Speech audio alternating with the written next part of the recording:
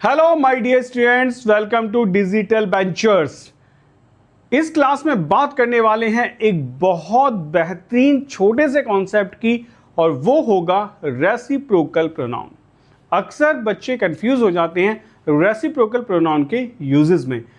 तो समझते हैं, आपका टॉपिक होने वाला है प्रोनाउन। ये आपका टॉपिक होगा और इस टॉपिक का ही वो बहुत खूबसूरत सा कॉन्सेप्ट होगा जिसे हम कहते हैं रेसिप्रोकल प्रोनाउन। तो जानते हैं इस क्लास में रेसिप्रोकल प्रोनाउन क्या होता है, कैसे क्वेश्चंस यहां से पूछे जा सकते हैं और कैसे क्वेश्चंस को हमें प्रिपेयर करना होगा। रेसिप्रोकल का जैसे कि मतलब समझ आता है पारस्परिक होगा। मैं तुम्हारी मदद करता हूं, तुम मेरी मदद करते हो, म्यूचुअल है, ये रेसिप्रोकल रिलेशनशिप है। Reciprocal pronouns refer to two or more people who are mutually receiving or benefiting in the same way. मैं दो क्वेश्चन लिखूंगा, तब देखना चाहूंगा कि आपको कितना पता है, फिर हम शुरू कर लेंगे। सेंटेंस नंबर 1 कहता है we are made for each other. Sentence number 2 कहता है we are made for one another. We are made for each other and we are made for one another. ये आपके दो सेंटेंसेस हैं। अब आप मुझे बताओ which one is incorrect. First incorrect है, सेकंड इनकरेक्ट है, बोथ आर इनकरेक्ट या फिर बोथ आर करेक्ट। ठीक है, 4 ऑप्शन है, जल्दी से कर लो। तो आप समझें, देखो सुनो, we are made for each other, ये हमने बहुत सेंटेंस सुना है, बिल्कुल सही है, कभी गलती नहीं है, लेकिन ये सेंटेंस भी बिल्कुल सही है। ठीक है ना। इट इज़ फॉर टू, ये दो लोगों के लिए, मानो हस्बैंड वाइफ है, वो दोनों लोग कह सकते हैं we are made for each other. लेकिन अगर एक फैमिली में 2 से ज़्यादा लोग रहते हैं, हस्बैंड वाइफ है, उनके बच्चे भी हैं, पेरेंट्स भी रहते हैं, तो वो क्या कहेंगे, we are made for one another. इसका मतलब होगा मोर देन टू। सही है, इसका मतलब होगा मोर देन टू। क्लियर है। तो we are made for each other for two होगा और we are made for one another more than two होगा। तो ये इसका कॉन्सेप्ट होता है, बिल्कुल सीधा सीधा। अब इसमें समझो, दो लोगों की बात हो रही है। जैसे आपने कहा the manager and the office members, तो मैनेजर एक हो गया, ऑफिस मेंबर्स जो लिखा गया ये प्लूरल लिखा गया, 2 से ज़्यादा है, तो वन अनदर होगा। यहाँ कभी आप ईच अदर नहीं लगा सकते। क्लियर हो रहा है ना, यहाँ ईच अदर नहीं लगा सकते हैं। Next, Ram and Sita made for each other, 2 ही लोग हैं, बिल्कुल सही लिखा गया है। Ram and Sita made for one another बिल्कुल भी नहीं होगा। और because of cold his knees strike each other, अब देखो ये थोड़े से अच्छे क्वेश्चंस बन जाते हैं। Because of cold his knees strike each other, यानी कि हुआ क्या है कि ठंड की वजह से नीज टकरा रहे। अब नीज बाय डिफॉल्ट कितने होते हैं बेटा, बाय डिफॉल्ट 2 ही होते हैं, तो यहाँ आपको ईच अदर लगाना होगा, वन अनदर नहीं लगाना होगा। ठीक है।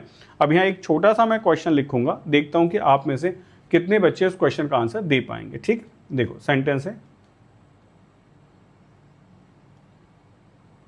They are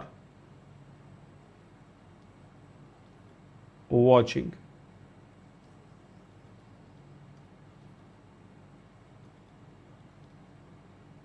in the mirror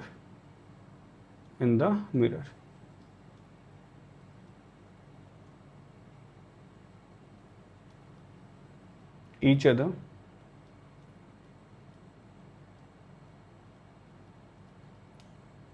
one another them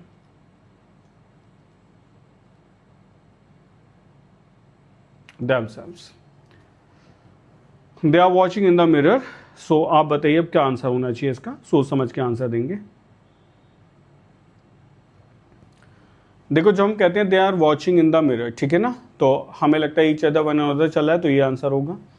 question ये आता है कि देखो रेसिप्रोकल का मतलब होता है कि तुम मुझे देख रहे हो और मैं तुम्हें देख रहा हूँ। ठीक है, we are watching each other, ये बिल्कुल हो सकता है, और 3-4 लोग एक दूसरे को देख रहे हैं तो we are watching one another होगा। लेकिन यहाँ समझो they are watching in the mirror, अब मानो ये मिरर है, ठीक है ना, ये हम मान लेते हैं मिरर है हमारा, और यहाँ कोई इंसान है, ये ऐसे बना हुआ है, ठीक है, ये तो ये खुद को यहाँ देख रहा होगा, ये फिर से एक मिरर है और ये इंसान बना हुआ है, ठीक है, ये है यहाँ पे, ये खुद को यहाँ देख रहा होगा।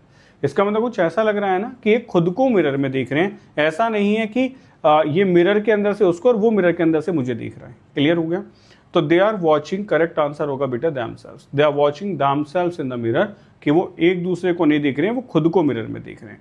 तो ये समझने वाला क्वेश्चन है बड़ा अच्छा सा, कि कभी कभी हमें लगता है कि जो कॉन्सेप्ट चल रहा होता है हम उसी को सही मान लेते हैं, तो ऐसा नहीं है। तो ये समझने वाली बात है कि हम कहना क्या चाह रहे हैं, ठीक है। तो ये ऐसे होगा। तो इसमें बस आप इतना याद रखो कि जब दो लोगों की बात होगी तो ईच अदर होगा, और दो से ज़्यादा की बात होगी तो वन अनदर होगा। लेकिन ये चीज़ याद रखेंगे, रेसिप्रोकल म्यूचुअल होगा। जब अलग अलग बातें हो जाएं, सेपरेट बातें हो जाएं, तो फिर ईच अदर वन अनदर का यूज़ नहीं होता है, जैसा कि मैंने आपको इस क्वेश्चन में करके दिखाया है, ठीक है। आई होप कॉन्सेप्ट क्लियर है।